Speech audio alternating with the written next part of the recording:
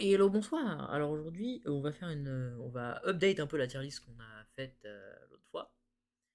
Il y a un jour, je l'ai fait le 2 février, il me semble. Quoique non, je l'ai géré. Enfin oui, je l'ai fait il y a un jour, mais je l'ai upload qu'aujourd'hui. Voilà, il y a 3 heures. On va regarder un peu ça. On va la mettre à jour parce qu'il y a donc une nouvelle mise à jour sur le PTS qui j'espère va encore changer parce que c'est pas du tout, à mon humble avis, c'est encore pas ce que ça devrait être. Je vais euh, ouvrir, excusez-moi, hum, ma petite fiche. Donc, on va. Alors, c'est évidemment plus ou moins subjectif, c'est sujet à c'est sujet au changement, donc par rapport à la mise à jour de cette nuit qu'il y a eu sur le serveur test. Donc, ça concerne uniquement la mise à jour par rapport au rework du SH et du class balance là, donc qu'il y a eu sur le PTS entre le 1er février 2022 et on va dire le 2 février 2022. Donc concrètement, on va faire la liste de tout ça avec ces mises à jour. Donc le chloro, évidemment, il reste en A+, parce que donc il fonctionne toujours aussi bien malgré son nerf de moitié enfin, ses dégâts sont nerfs de moitié quoi, hein, il tape 2 fois moins fort, mais ça fonctionne toujours parce que c'est concrètement toujours, il y a toujours la possibilité de mettre 12 plantes et qu'elles tapent tous pendant une période relativement longue. Maintenant, il y a des situations où c'est compliqué, par exemple une situation où il y a plusieurs cibles, ça va commencer à être un peu dur à gérer pour le chloro. À savoir aussi que bah, dans une delve où il n'y a pas de flasque, c'est très compliqué pour le chloro de se gérer. Du coup, eh ben on peut parler du Shadowhunter, donc avec son rework. Euh, Désormais, donc le Shadowhunter tape aussi fort que. J'ai oublié de mettre ma webcam, mais voilà. Le Shadowhunter tape aussi fort dans certaines situations, mais de manière générale, il tape aussi fort qu'un Chloromancer. Donc, pour vous faire, si vous n'avez pas regardé ma vidéo sur mon rework, concrètement, actuellement, là, tout de suite, maintenant, euh, les dégâts, donc, de manière générale, ont été augmentés sur le Shadowhunter, mais son ultimate, qui est nouvelle, qui fonctionne également en combo avec son anneau de classe, elle permet d'infliger 8500% de ses dégâts. C'est absolument brutal. Et dans l'état actuel des choses, si on ajoute l'effet de classe du tir tactique, on rajoute 15% là-dessus, ce qui nous fait, je crois, 9775% de dégâts. Donc c'est absolument brutal. Ils, ils, ils sont kiff-kiff en termes de dégâts, il y a juste des boss où ça va être différent. Donc par exemple, j'ai essayé en ultra pendant plusieurs heures, plusieurs boss différents. Je me suis rendu compte que bah, par exemple un boss comme la Pignata, le Vengeful Pignata God, le Shadowhunter peut tomber en ultra avec juste 6 M de coef, 6 millions de coef. Il peut réussir à tomber le Pignata God le mieux que j'ai fait, je crois, c'est 9,14 secondes. Et le chloro, bah, il va mettre beaucoup plus longtemps. Il va aller jusqu'à 18 secondes, 24 secondes, même plus, hein. Par contre, dans un fight comme sur l'Hydraken, mon Shadowhunter, j'ai réussi à faire, je sais plus si c'est le moins que j'ai fait, je crois que c'était 18 secondes. 18 secondes de 9, un truc comme ça, enfin 0,9. Et en chloro, j'ai réussi à faire beaucoup moins, je suis descendu à, il me semble, 12. Sachant que j'ai quand même un coef beaucoup plus conséquent en chloro. Donc concrètement, les deux se valent, il y a juste des situations différentes où le chloro et le SH vont pas taper de la même manière.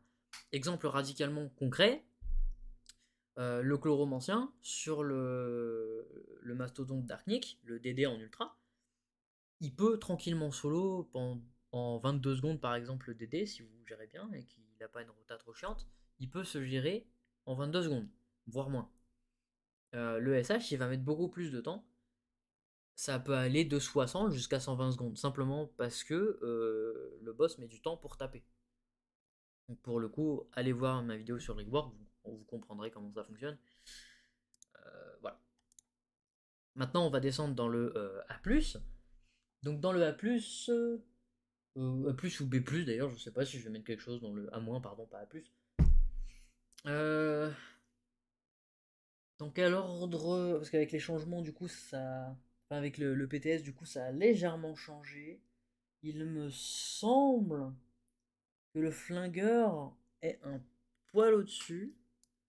Mais Je dis bien mais parce que du coup, euh, le Lunar Lancer comme le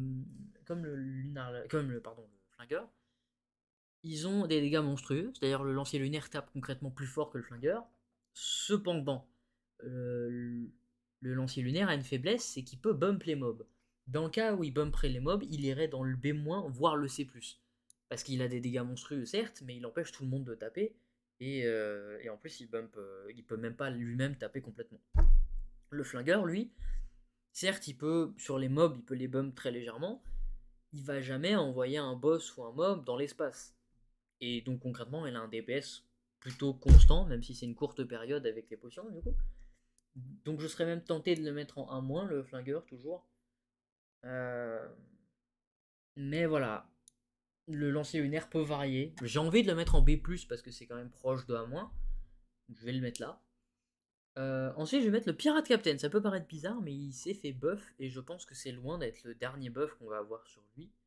Euh, mais il y a des situations un peu particulières, donc pour le coup, je vais mettre en B+, aussi, où, où le pirate est beaucoup moins fort que d'autres dans certaines situations. D'ailleurs, alors, j'ai envie de pré-shot et de le mettre dans B+, mais concrètement, il n'a pas encore le buff auquel je pense que beaucoup de gens ont balancé comme feedback. Je pense que si le buff est appliqué, il ira très clairement dans le B+, voire le A-, voire même carrément dans le A+. Mais concrètement, dans l'état actuel des choses, il est plus dans la catégorie B-. Ce que je peux vous dire, c'est que A+, ça déglingue les boss. A-, ça tape doucement les boss quand même, ça peut vite fait les descendre. B+, ça tape vite fait les boss, mais voilà, pour le coup, il y a des petits points négatifs. Il tape plus fort que le GS, mais comme j'ai dit, il y a des petits problèmes avec lui, puisqu'il bump les mobs. En B-, concrètement, c'est pareil que le lancier lunaire, mais que dans certaines situations. Donc, par exemple, là, dans l'état actuel des choses, encore une fois, sans buff sur l'ultimate, bah, le pirate, il tape plus fort en dégâts de zone qu'il tape sur une cible, sur un boss. C'est d'ailleurs un excellent tank. Euh, pour revenir un peu, euh, on parlera donc de la, ouais, on parlera de la tankiness et des potions juste après.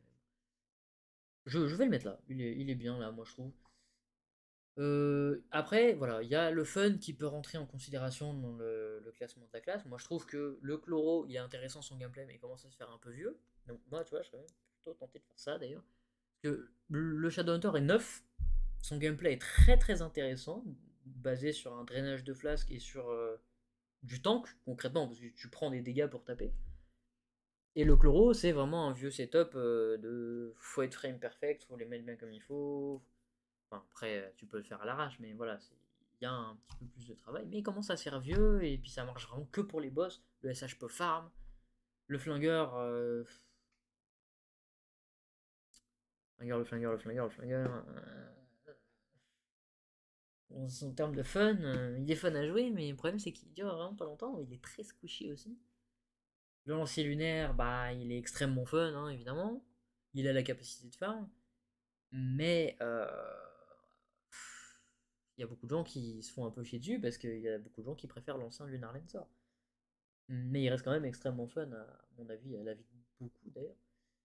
Mais d'ailleurs, pour DPS, il est un peu compliqué à jouer parce qu'il y a une rota à faire, et puis selon l'anneau que t'as, selon les stats que t'as, selon si t'as de la chance ou pas, sur les bumps de mob et tout, il peut très bien descendre jusqu'à C carrément, hein, comme je vous ai dit. Si vous avez pas de vol, il descend jusqu'à C. Moi, si je pouvais mettre en B normal, genre B tout court, je le ferais. Euh, Parce que concrètement, il est entre B+, et B-, clairement. Et le pirate, lui, bah, il est très fun dans toutes circonstances. Il est un peu lame, genre il est un peu ennuyeux, mais il est extrêmement fun quand même. Donc c'est une de ses petites forces quand même. Après, j'ai mis le boomerang. Alors ça peut paraître un peu chelou, mais j'ai mis le boomerang. D'ailleurs, je vais mettre par la même occasion le Sage juste avant lui, parce qu'ils ont le même DPS sur de la zone. À savoir que aussi, même en mono-cible, hein, le boomerang comme le Ice Edge, dans l'état actuel des choses encore une fois, tapent tous les deux plutôt fort. Alors c'est pas, ils tapent pas non plus aussi fort que les autres qu'il y a au-dessus, hein, mais pour vous donner une idée, J'ai pas un coef du tout qui est absolument monstrueux sur mon Ice-Age. Le Vengeful Pinata God, je l'ai solo, je crois, en 41 secondes. Ou non, 55, 56. Je l'ai fait en 56 secondes. Et avec le Boomerang, je l'ai fait en. J'ai dû le faire en 41 secondes, je crois, mais j'ai 1 million de coef de plus avec mon Boomerang. Bon, les deux sont absolument excellents. Euh, Malgré les nerfs qu'il y a sur le Ice Age, on pourrait être tenté de le mettre devant ou pas. Là, je parle vraiment purement mono-cible. En mono-cible, ça va vraiment être le Ice Age qui va gagner. Voilà. Donc le Ice Age peut être fun, mais moi je trouve qu'il est un peu lame, il fait beaucoup de lag. Bon voilà. Surtout en mono-cible. En mono-cible, c'est vraiment lame comme gameplay, c'est full M2 maintenant. Et par contre, le Boomerang, il est pas lame du tout, il a plein de façons de taper, il peut juste taper avec son M1, il peut profiter de ses bombes, il peut faire du gambling avec son ulti, genre c'est très bien. Et en plus, c'est un mini support du coup. Mais à savoir aussi que du coup, s'il n'y a pas plusieurs cibles, il peut être très très mauvais le Boomerang, donc je mets vraiment en C+, parce que c'est. Voilà. Ils peuvent être tous les deux excellents pour taper, comme ils peuvent être très mauvais. Ensuite, j'ai foutu le Dino Tamer, ça peut paraître bizarre. Alors je vais quand même le mettre en C- parce qu'il tape quand même moins fort que ces deux-là. Mais les buffs sont quand même vachement conséquents sur sa tronche. Il n'y a pas eu de nerf dessus non plus, donc il va rester comme ça, à mon avis. Et le fait est que c'est une classe qui peut farmer. C'est absolument excellent. Par contre, le problème, c'est que c'est compliqué à jouer en mono-cible, parce qu'il y a une rota vraiment chiante à faire avec le piège, le M2, et avec les minions aussi. Il y a une rota sur les deux modes, donc hors de la monture et sur la monture. On peut gérer les deux temps de recharge pour invoquer les minions, enfin le dino là. Plus l'ulti, il faut bien gérer le chrono, et il faut bien gérer aussi le chrono du piège, parce qu'il y a une frame à le mettre où tu vas gagner un coup et où ça va être beaucoup plus rentable. Après, voilà, c'est vraiment purement optimisation, mais il est un peu chiant à jouer quoi, pour faire du mono. Mais il fonctionne très bien avec les buffs qu'il a. Donc, concrètement, voilà, moi je l'aurais mis en C au lieu de C-, mais j'ai pas mis le C. Le revenant, par contre, alors je vais le mettre en C+, mais je vais le mettre après le Boomerang. Et concrètement, si je pourrais le mettre en C, je le ferais. Donc voilà. Euh, le truc avec le revenant, c'est qu'il a pas de buff s'il tape plusieurs cibles. Il a juste un dégât mono-cible pur qui est vraiment bon. Donc, si on parle vraiment purement mono-cible, le revenant va être au-dessus du Ice Age, hein, même. Il va être là. Donc d'ailleurs, je sais quoi, je vais le mettre là. En purement mono-cible, il y aura le revenant ici. Parce que tout simplement, il tape plus fort. Mais euh, dans une situation où il y a plusieurs cibles, il est chiant. Parce qu'il tape beaucoup moins fort. Et il tape pas de façon égale toutes les cibles. Et deuxième chose, enfin deuxième chose, oui, concrètement deuxième chose, euh, il est extrêmement chiant à jouer en delve, pour deux raisons donc. C'est que déjà il est ennuyeux, et extrêmement important, il se fait déglinguer en fouille. Ces flasques, elles font YOLO, elles se barrent. Vous perdez vos potions en 2 secondes, vous faites un monolithe. C'est catastrophique en delve profonde le revenant. Donc, en termes de dégâts vraiment purs mono-cible, il est meilleur, mais en fouille, vraiment, je préfère de très loin jouer avec ça que jouer avec un revenant en fouille. Donc, voilà, c'est à vous de voir. Moi, je sais pas trop, j'ai envie de le mettre en C+, quand même en mono-cible, parce que je parle vraiment d'une petite fenêtre de temps, parce que les boss en général ils durent pas longtemps, de toute façon, dans le jeu. Donc voilà, concrètement, ça fait pas trop de différence.